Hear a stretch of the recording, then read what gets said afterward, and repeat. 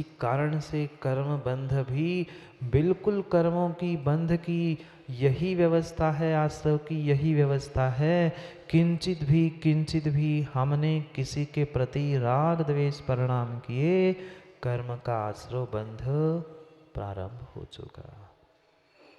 संवर कोई अलग से वस्तु नहीं है, कोई अलग की वस्तु नहीं है, मात्र मेरे भीतर की माध्यस्थता सहिष्णुता ही संवर है।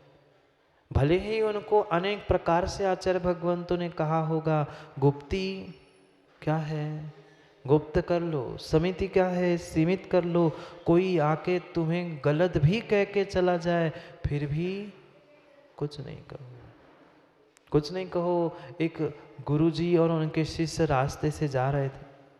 रास्ते से जाते जाते एक नगर में पहुंचे। बाबा जी थे, तपस्वी थे, और स्वाभाविक था नगर के लोग उसके पीछे दौड़े। अरे बाबा जी आए, इतने बड़े शिष्यों को, इतने सारे शिष्यों को लेकर सब अपने घर में जितने फल मिठाई लेने के लिए दौड़े। जैसे ही नगर समाप्त हुआ, पेड़ के नीचे जाकर वे बाबा जी और सभी साधु बैठे, उनके शिष्य महाराज सभी नगरवासी पहुँचे। उनने कहा कि गुरुजी ले लो ये मिठाई, ये फल, सब कुछ आपके लिए है। वह गुरुजी ने हाथ जोड़ के कहा, भाई अभी हमारे पास 2 दिन की व्यवस्था है, हम कहाँ लेके ढोएंगे, हमें यात्रा करना है, बहुत सारी मिठाई फल है, हमें नहीं चाहिए, नहीं चाहिए। बात की, आशीर्वाद दिया, वे सब चले गए। लिया ही नहीं तो क्या कर, पूरी थाली भरी हुई मिठाई, पेड़, सब कुछ फल वगैरह लेके वे वापस चले। थोड़ा ही समय बीता होगा, वो जंगल पार करके अगले नगर में पहुंचे दूसरे दिन। वहां उन्होंने देखा, जैसे ही नगर में प्रवेश किया सब लोग चिल्ला पड़े। पता नहीं लोगों को काम धाम होता नहीं है, और भीख मांगने के लिए साधु का भेष बना के इससे मांगो उससे मांगो, काम नहीं है, घर में पैसे नहीं, खाने के लिए नहीं। पता नहीं कितने सारे लोगों ने क्या क्या करके गालियां बक दी। होते हैं अनेक प्रकार के जीव, नाना प्रकार के जीव, नाना प्रकार के कर्म। फिर भी गुरुजी ने कुछ नहीं कहा, उनको भी हंस के आशीर्वाद दिया और नगर से बाहर चले गए। अब शिष्यों से रहा नहीं गया। बाबा जी आप, गुरुजी आप कैसे सहन कर लेते हो, आप बस आज्ञा दे दो, आशीर्वाद दे दो, मैं जाता हूँ, अभी सबको समझा के आता हूँ। हम कोई भिखारी नहीं है कि तुम्हें भीख मांगते घूमे, हम कौन हैं, आप मेरे गुरुजी हो, कैसे हो, मैं सब समझा के आ जाता हूँ। गुरुजी ने कहा, शांत हो जा बेटा। उसने कहा ही था ना, कहा तो था, पर गुरुजी वे कैसी कैसी बातें कर रहे थे, आप, हम भिखारी थोड़ी है। कहा ठीक है बैठो। गुरुजी ने उस शिष्य को शांति से बैठाया और कहा, बेटा देख, पर कल भी हमारे साथ यही घटना घटी थी। नहीं, कल कहाँ घटी थी, कल तो लोग मिठाई दे रहे थे। यही कह रहा हूँ बेटा, समझो बात को। साधु अगर तुम्हें बनना है, तपस्वी साधक बनना है, तो भीतर का ये निर्णय बहुत आवश्यक है। कितनी ही विषमताएं, कितनी ही विपरीतताएं, तुम्हें अपने स्वभाव को नहीं छोड़ना है, नहीं छोड़ना है। चारित्र क्या है, परिचय क्या है, गुप्ती समिति, ये सब कुछ धर्म क्या है, अहिंसा है, ये सभी संवर के हेतु है।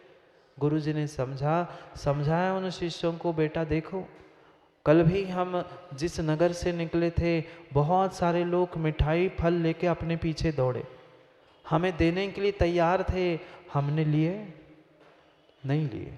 क्यों नहीं लिए, अपने पास थे और आवश्यकता नहीं थी, तो हमने आवश्यकता नहीं है नहीं लिए, तो उन्हें क्या किया, क्या करते बेचारे, जो थाली भरकर लाए थे वैसी थाली भरकर वापस अपने घर ले गए। ऐसे ही आज भी जो लोगों ने गाली गलौज की, अपशब्द बोले हैं, मैंने लिए,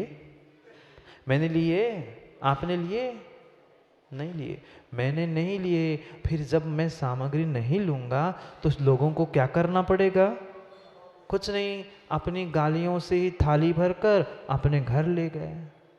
ऐसे ही जीवन जीना होगा, तब तुम कुछ अच्छे साधु बन सकते हो। यही समता माध्यस्थता यही संवर का कारण है। जैसे अस्पताल में बगल में पड़े हुए पेशेंट के प्रति हमें कोई चिंता कोई राग द्वेष नहीं था, ऐसे ही प्रत्येक जीव के प्रति परिणति हो जाए तो हमारा संवर अपने आप प्रारंभ हो जाए। मात्र आचार्य भगवंतों ने अलग अलग नाम कहे हैं, कभी चारित्र, कभी परिसेज है, कभी धर्म, पर सब कुछ ले दे के पहुंचता माध्यस्थता पर है। हाँ, आज उस ध्यान की व्याख्या करने वाले कुंद कुंद, क्योंकि बिना एकाग्रता, बिना माध्यस्थता के, बिना समता परिणाम के वह निर्विकल्प ध्यान संभव नहीं है। किंचित भी निर्विकल्प ध्यान संभव नहीं है। इसलिए चित्त की वृत्ति का निरोध करना है। पढ़ा है ना, एकाग्र चिंता निरोध हो। एकाग्रता मन की जिससे चिंता का निरोध होता है उसी का नाम ध्यान है। पर इसका मतलब पंडित जी ये नहीं है कि मन को ताले में बांध के रख दो, नहीं है, किंचित भी नहीं है। चिंता का निरोध है, चिंतन का नहीं है। अंतर समझना, चिंता का निरोध है, चिंतन का किंचित भी निरोध नहीं है। वहां प्रवृत्ति है, यह निवृत्ति है। अगर चिंता में एकाग्रता है तो वह आर्द्र रौद्र ध्यान है, और चिंतन में एकाग्रता है तो वह धर्म शुक्ल ध्यान है। चार प्रकार के ध्यान, चार प्रकार के ध्यान, उसमें से धर्म शुक्ल ये परे मोक्ष हेतु, मोक्ष के हेतु है, और पहले संसार के ही हेतु है। इष्ट वियोग, अनिष्ट संयोग, पीड़ा, चिंता और निदान, इन चार आर्द्र ध्यानों में हमने आज तक कितना समय व्यतीत किया? पूरा पूरा समय इस आर्द्र और रौद्र ध्यान में ही हम बिताते रहे। परमात्मा के सामने खड़े होते होते भी खड़े हो गए विमल भैया शांतिनाथ भगवान के सामने पूजा करने के लिए। बगल में जिससे आपकी मैत्री नहीं थी, दुश्मनी थी, वही आपके सामने आके खड़ा हो गया। टेबल के एक तरफ आप थे और सामने आपका जो शत्रु था, जिसे आप शत्रु मानते थे, वो खड़ा हो गया। आप बोलो, पूजा करके बताना। अब शांतिनाथ भगवान शांति नहीं देंगे जितनी सामने वाला अशांति दे रहा है। परम सत्य है, ऐसा ही है। आपने अनुभव नहीं किया हो तो आगे करके देखना। बगल में खड़ा भी नहीं है, वह आके दर्शन भी करके चला जाए तो कम से कम 15-20 मिनट भगवान भूल जाते हैं। उस अनिष्ट संयोग पर चिंतन चलता है, ये क्यों आया? ऐसे लगता है कि तुम्हें पूजा करके मैं खत्म कर लूं, नहीं तो ये भग जाए। मैं ऐसा नहीं लगता। जिसके प्रति हमारी द्वेष परिणति चल रही थी उसके विषय में हम यही सोचते, भक्त तो जाता है, क्यों आया परेशान करने। भले ही 15-20 मिनट नहीं, 2-4 मिनट तो परिणाम हुए ही हुए है।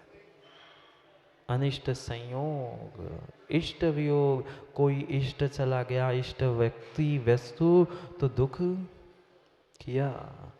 मात्र 10-12-15 दिन नहीं, रह रह के पुनः वही इष्ट के विषय में याद आता है और पुनः हम दुखी हुए कर्म का आश्रय पुनः करते रहे। पीड़ा और चिंता की तो कहना ही क्या।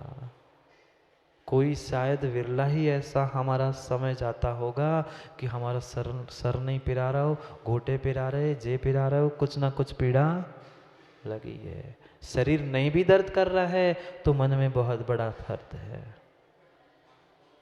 सबसे बड़ा दुख इस संसार में, सबसे बड़ा रोग इस संसार में ये मानसिक दुख है, उसका ही नाम चिंता है। इसलिए आचार्य महाराज ने पीड़ा चिंता दोनों लिखा है। मानसिक रूप से चिंता ये रोग है और बाहर शरीर की पीड़ा, इसके कारण हमने आर्द्र ध्यान किया। आर्द्र ध्यान किया। उस निदान आने वाले समय में मुझे ऐसे भोग मिले। कुछ लोग परमात्मा के सामने इसलिए बैठते हैं निदान के लिए, कुछ लोग प्रदर्शन के लिए, कुछ आने वाले समय में कुछ अच्छा मिले इसलिए पूजा कर रहे हैं। ये निदान तुम्हारे लिए अच्छा काम करने वाला नहीं है। बन जाओगे तुम तपस्या करके, साधु बन के भी निदान करके नारायण प्रति नारायण पद को भी प्राप्त कर लोगे, पर अंत में फल क्या होगा? नरक निगोद की ही यात्रा करनी पड़ेगी। इसलिए मत करो निदान, मत करो निदान। आर्द्र ध्यान तो फिर भी थोड़ा सा कम दर्जे का था। रौद्र ध्यान, हिंसानंदी, चौर्यानंदी, परिग्रहानंदी और पता नहीं मृषानंदी, कितना कितना झूठ। माँ, बच्चों को झूठ बोलना किसने सिखाया? बच्चों को झूठ बोलना किसने सिखाया? कहीं बाहर कोचिंग में झूठ बोलने के लिए नहीं भेजना पड़ता। घर में माता पिता की परिणति देखकर ही बेटा झूठ, मायाचारी, पाप करना अधिक सीखता है। ये जरूर हम कहते हैं वो उसकी संगत अच्छी नहीं है, उसके मित्र अच्छे नहीं हैं, पर उसके पहले संस्कार घर से प्रारंभ हुए थे। मैं तो कहता हूँ संगति कैसी कैसी कितनी खराब हो, अगर बेटे के संतान के संस्कार अच्छे हैं तो कोई मित्र उसे बिगाड़ नहीं सकता, उल्टा वो अकेला सब मित्रों को सुधार सकता। पर उतने प्रबल संस्कार उस जीव के पुण्य भी होने की आवश्यकता है। दुकान में बैठे बैठे, काम करते करते, व्यापार में हो, ऑफिस में हो, कहीं भी विजय भैया उस हिंसानंदी, चौर्यानंदी, परिग्रहानंदी के अलावा क्या किया? इतने आने चाहिए, उतने जाने चाहिए, इतना कमीशन होना चाहिए, उतना ये होना चाहिए। ये परिग्रहानंदी ही ध्यान था। कहाँ से कैसे कमाऊं, कहाँ से कैसी व्यवस्था बनाऊं, कैसे झूठ बोलूं और कैसी मायाचारी करूं। पूरा पूरा हमने रौद्र ध्यान में ही समय बिताया। सबसे खतरनाक रौद्र, फिर आर्द्र, ये दोनों ही हमारे लिए अशुभ योग, अशुभ उपयोग को ही दिलाने वाले हैं। विश्वास मानना, आपको अनुभव में नहीं आया हो तो एक तिर्यंश भी इस बात को अनुभव करता है। जब आप आर्द्र रौद्र ध्यान से परिणत होते हो,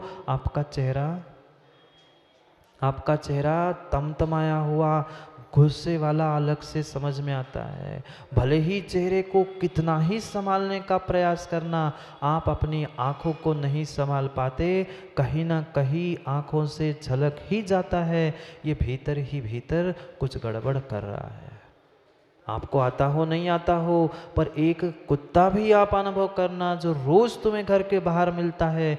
जिस दिन तुम कुछ कसाय से परिणत हो या आर्द्र उद्यान में गुस्से में बाहर निकले हो तो कुत्ता भी धीरे से साइड होता है। जब श्वान जानता है तेरी परिणति तो मनुष्य भी जानता है। मनुष्य जानता है, श्वान जानता है, तो ये मनुष्य क्यों नहीं जान पा रहा है? नुकसान उन त्रियंश मनुष्यों का नहीं है, नुकसान मेरे स्वयं का हो रहा है। इन आर्द्र रौद्र ध्यान से शुभ जो योग था वो भी छूटा और शुभ उपयोग तो गया ही गया। क्योंकि अशुभ की निवृत्ति ही शुभ की प्रवृत्ति है, अशुभ का संवर ही शुभ का आश्रव है, शुभ का आश्रव ही अशुभ की निवृत्ति संवर है। कल भी समझा था, आज भी वही कुंद कुंद स्वामी और आगे बढ़ के समझाने वाले हैं। इसलिए इन दोनों ध्यानों को जो हमें अशुभ उपयोग और अशुभ योग को प्रदान कर रहा है, उन दोनों को छोड़कर धर्म शुक्ल ध्यान का आलंबन लेना है। वह धर्म शुक्ल ध्यान किससे प्राप्त होगा, कैसे प्रारंभ होगा, उसको कह रहे हैं 64 नंबर की गाथा में कुंद कुंद स्वामी। पहले गाथा को पढ़ते हैं, फिर करते हैं आगे एक एक उनके शब्दों पर विचार कि कैसे हम ध्यान तक पहुंचते हैं और ध्यान में वह शुद्धोपयोग की भूमिका भी क्या और कैसी है। पढ़ते हैं 64 नंबर की गाथा को, फिर समझते हैं। शुद्धो जोगेण पुणो धम्मं सुखं च होदि जीवस तम्मा संवर हेदो झाणोति विचिन्तये नित्यम् धम्मं च सुक्कम च। धर्म और शुक्ल ये ही ध्यान मुझे मोक्ष दिलाने वाले हैं, और इस ध्यान की भी सिद्धि करनी है तो शुद्धो वैण पुनो। शुद्धोपयोग के अभाव में किंचित भी शुक्ल ध्यान संभव नहीं है। शुक्ल ध्यान जब 8वें या 11वें 12वें दोनों आचार्यों के अभिप्राय से जब प्रारंभ होगा, नियम से वह 7वें गुण स्थान की जो सातिशय अप्रमत्त दशा है, शुद्धोपयोग की सर्वोत्तम क्वालिटी, उसको प्राप्त किए बिना जीव श्रेणी नहीं चढ़ सकता, और श्रेणी नहीं चढ़ रहा है तो आगे भी नहीं बढ़ रहा है। शुक्ल ध्यान जो एक आचार्य महाराज 8वें गुण स्थान से भी मान रहे हैं, तो 8वें गुण स्थान में भी पहुंचने के लिए शुद्धोपयोग की ही परिणति चाहिए, बिना शुद्धोपयोग के नहीं पहुंच सकता।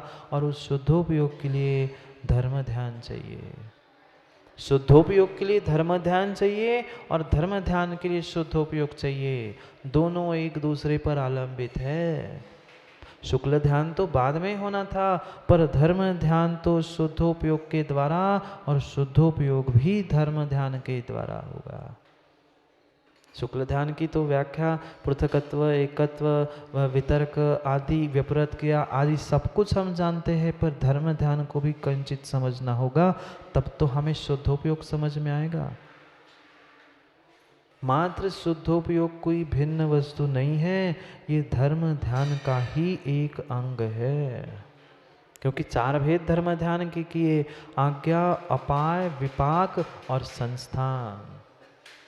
जो तत्व हमें समझ में नहीं आ रहे हैं, सूक्ष्मो जिनंदितम तत्वम हेतुर्भिन्नैव हन्यते आज्ञा सिद्धम तद्ग्राह्यम नान्यथा वादिनो जिना। बाकी नहीं समझ में आया, इतना समझ में आया, अन्यथा वादिनो जिना, जिनेंद्र भगवान अन्यथावादी नहीं होते। ये जिनेंद्र भगवान कथित तत्व सूक्ष्म है, किसी भी प्रकार के हेतु से उसे खंडित नहीं किया जा सकता। क्यों? क्योंकि आज्ञा सिद्धम तद्ग्राह्यम, जैसी भगवान की आज्ञा है उसे वैसा का वैसा ग्रहण करो, क्योंकि जिनेंद्र भगवान अन्यथा नहीं कहते। ये सबसे पहला आज्ञा धर्म ध्यान है, आज्ञा विजय। हाँ, सम्यक भी है। सबसे पहला कौन सा सम्यक? पहला आज्ञा सम्यक, फिर बाकी के सम्यक। पहले धर्म ध्यान में भी पहला ध्यान है आज्ञा विजय। उस आज्ञा विजय जैसा कहा है, भले ही हमें समझ में नहीं आए, मेरी बात नहीं बन रही है, पर फिर भी किंचित भी चंद्र जी आगम के विपरीत न श्रद्धा न करो, न आगम के विपरीत कभी कथन करो।